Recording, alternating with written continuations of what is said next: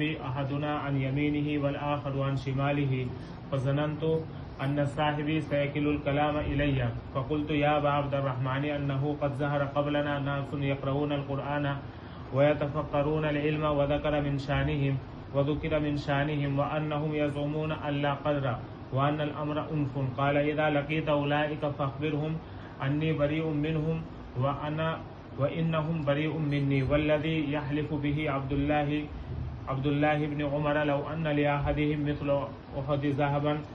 أحد ذهبا فانفقته ما قبل الله منه حتى يؤمن بالقدر. ثم قال حدثني أبي عمر بن الخطاب قال بينما نحن عند رسول الله صلى الله عليه وسلم ذات يوم اطلع علينا رجل شديد بياض الثياب شديد سواد الشعر لا يرى عليه أثر السفر ولا يعرفه منا أحد حتى جلس إلى النبي صلى الله عليه وسلم فأسند ركبتيه إلى ركبتيه ووضع كفيه على فخذيه وقال يا محمد أخبرني عن الإسلام. فقال رسول الله صلى الله عليه وسلم الإسلام أن تشهد أن لا إله إلا الله وأن محمد رسول الله وتقيم الصلاة وتؤتي الزكاة وتصوم رمضان وتحج البيت إن استطعت إليه سبيلا. قال صدقت.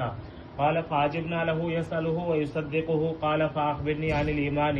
قال أن تؤمن بالله وملائكته وكتبه ورسله واليوم الآخر وتؤمن بالقدر خيره وشره. قال صدقت. قال فأخبرني عن الإحسان. قال أن تعبد الله كأنك تراه فإن لم تكن تراه فإنه يراك. قال فأخبرني عن الساعة. قال ما المسؤول عنها بعلم من السائل.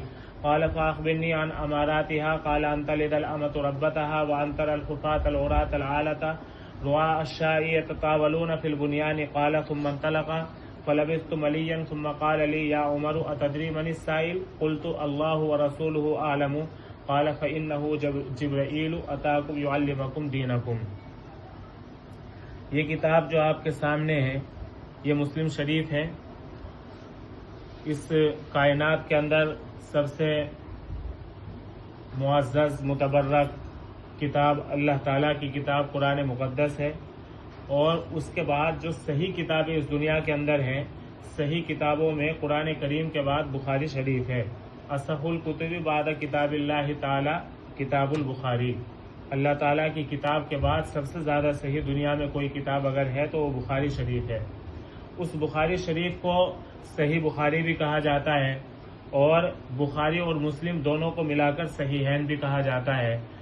تو پہلے نمبر پر اللہ تعالیٰ کی کتاب صحیح کتابوں میں، پھر اس کے بعد بخاری شریف امام بخاری علیہ الرحمہ کی کتاب، اور پھر اس کے بعد امام مسلم علیہ الرحمہ کی یہ کتاب جو آپ کے سامنے ہے مسلم شریف، یہ تیسرے نمبر کی کتاب ہے درجے کے اعتبار سے.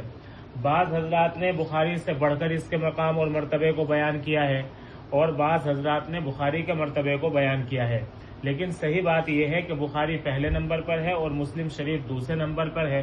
اور یہ جو اس کے نمبروں کی بات ہے اس کے اندر جو حدیثیں لائی گئی ہیں حدیثیں اس کے اندر بھی صحیح لائی گئی ہیں اور اس کے اندر بھی صحیح لائی گئی ہیں. صحیح کا مطلب یہ نہیں ہوتا کہ کوئی حدیث کمزور ہے یا کوئی حدیث خراب ہے. صحیح کا مطلب ہوتا ہے کہ سند کے جو راوی ہیں ان راویوں کے حالات کیسے تھے، ان راویوں کے اندر جھوٹ تھا یا نہیں تھا. جس کی حدیث کے اندر جھوٹ پایا جاتا ہے تو اس کی حدیث کو چھوڑ دیا جاتا ہے. تو راویوں کے احوال کو چھان کر پھٹک کر دیکھ کر پرکھ کر جو حدیثیں تیار کی گئی ہیں کتابوں کے اندر مرتب کی گئی ہیں ان کو کہا جاتا ہے کہ یہ صحیح احادیث ہیں. جس میں راوی کے اندر کوئی شک تھا، راوی کے اندر کوئی کمی پائی جا رہی تھی، راویوں کا تسلسل نہیں تھا، راویوں کے اندر کسی طرح کا کوئی کلام تھا، راوی کے اندر کسی طرح کی کوئی نظر تھی، تو ان احادیث کو چھوڑ دیا گیا ہے. بخاری شریف کے اندر بھی نہیں لایا گیا ہے اور مسلم شریف کے اندر بھی نہیں لایا گیا ہے. ایک بات. دوسری بات یہ کہ یہ جو مسلم شریف کتاب ہے اس کتاب کے مصنف امام مسلم علیہ الرحمہ ہے. ان کے والد کا نام حجاج ہے. یہ 206 ہجری کے اندر پیدا ہوئے اور 261 ہجری میں انتقال فرمایا. تقریباً 55 سال کی عمر پائی انہوں نے. 55 سال کی عمر میں انہوں نے بہت سی کتابیں تصنیف فرمائی، بہت سے ان کے معرکۃ الآراء کام ہیں. ان کاموں میں ان کا سب سے بڑا کام اور سب سے نمایاں کام وہ مسلم شریف کی تصنیف ہے. امام مسلم علیہ الرحمہ نے اس کتاب کو لکھنے میں یہ نہیں کہ بس یہ انہوں نے پھونک ماری، یہ چٹکی بجائی اور یہ کتاب کی ترتیب تیار ہو گئی، نہیں. بلکہ اس کتاب کے تیار کرنے میں، اس کتاب کے اندر احادیث کو جمع کرنے میں امام مسلم علیہ الرحمہ کو 15 سال کا وقت لگا۔ اور ایسا نہیں کہ بس جو حدیث ان کے سامنے آئی اسی حدیث کو اس کتاب کے اندر لکھ دیا، ایسا نہیں، بلکہ 3 لاکھ احادیث کا مجموعہ امام مسلم علیہ الرحمہ کے سامنے تھا۔ ان 3 لاکھ احادیث کے مجموعے کو، ہر ایک حدیث کو دیکھا، ہر ایک حدیث کے راوی کے حالات کو دیکھا، فن اسماء الرجال کے اوپر گہری نظر ڈالی، جس کے راوی مسلسل ہو، راویوں کے اندر تسلسل ہو، پھر تسلسل کے ساتھ راویوں کے اندر کسی طرح کی کوئی چیز جو فن اسماء الرجال میں جرح و تعدیل کے اعتبار جرح مانی جاتی ہے، تو کسی راوی کے اوپر کسی طرح کی کوئی جرح نہ ہو، اس طرح انہوں نے چھان پھٹک کر کے 3 لاکھ احادیث میں سے اس کتاب کو تیار کیا۔ 15 سال کا وقت لگا، 3 لاکھ احادیث کو انہوں نے سامنے رکھا اور اس کے بعد اس کتاب کو انہوں نے تیار کیا۔ امام مسلم علیہ الرحمہ کے بہت سارے ملکوں کے سفر ہوئے، انہیں پتہ چلتا کہ فلاں ملک میں فلاں راوی ہے، وہ ایک حدیث کو بیان کرتے ہیں تو بس وہیں جاتے۔ امام مسلم کے جو استاد ہیں، امام مسلم کے استاد میں امام بخاری علیہ الرحمہ بھی ہیں، امام احمد ابن حنبل علیہ الرحمہ بھی ہیں، اسی طرح یحییٰ ابن یحییٰ بہت بڑے درجے کے محدث، بلکہ امیر المؤمنین فی الحدیث ان کو کہا جاتا ہے، یحییٰ ابن یحییٰ علیہ الرحمہ وہ بھی ہیں، اور اس کے علاوہ دیگر بہت سارے اساتذہ ہیں۔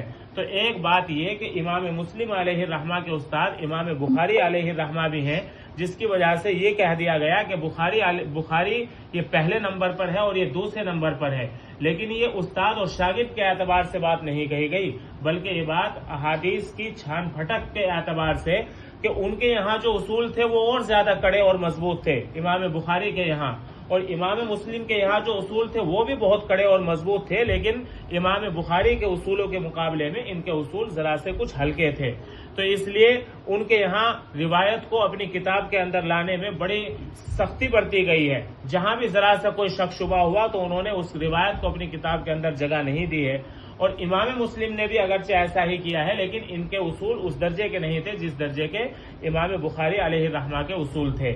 بہرحال تو 55 سال کی انہوں نے عمر پائی، اور ایک ایران کے اندر ایک شہر ہے نیشاپور، وہاں ان کی پیدائش ہوئی، ابتدائی تعلیم انہوں نے وہیں پر حاصل کی، پھر انہوں نے بڑے ہو کر مختلف جگہوں پر تعلیم حاصل کی، اور صرف 55 سال کی عمر میں انہوں نے اس کتاب کو لکھا۔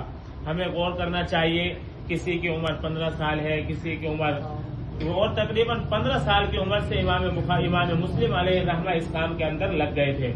تو ہماری عمر کسی کی 15 سال، کسی کی 10 سال اور کسی کی زیادہ، اور جو ہم بیٹھے ہوئے ہیں تو ہماری تو عمریں بہت زیادہ ہیں، تو ہمیں ہر ایک کو غور کرنا چاہیے کہ انہوں نے 55 سال کی مختصر سی عمر میں کتنے معرکۃ العراء کام انجام دیے، اور ہماری عمر کا اکثر وقت گزر چکا ہے، لیکن ابھی تک ہمارے طرف سے کوئی بھی اس طرح کا کام کہ جس کو ہم بتا سکے کہ یہ ہم نے کام کیا ہے، تو اس طرح کا کوئی کام ہم نے نہ تو کوئی تصنیفی، نہ تالیفی، نہ کوئی اور اس طرح کا ہماری طرف سے کام نہیں ہوا۔ اللہ تعالیٰ سے دعا کرنی چاہیے کہ اللہ تعالیٰ ہمیں بھی ان کے نقش قدم پر چل کر ان حضرات کی اتباع کرتے ہوئے اسی طرح کے کام کرنے کی ہمیں بھی اللہ تعالیٰ توفیق عطا فرمائے۔ بہرحال یہ تو مختصر سے حالات تھے امام مسلم علیہ الرحمہ کے، اور اس کے بعد پھر یہ کتاب الایمان شروع ہوئی، اس سے پہلے مقدمہ ہے، اس کے بعد یہ کتاب الایمان ہے، اس کے اندر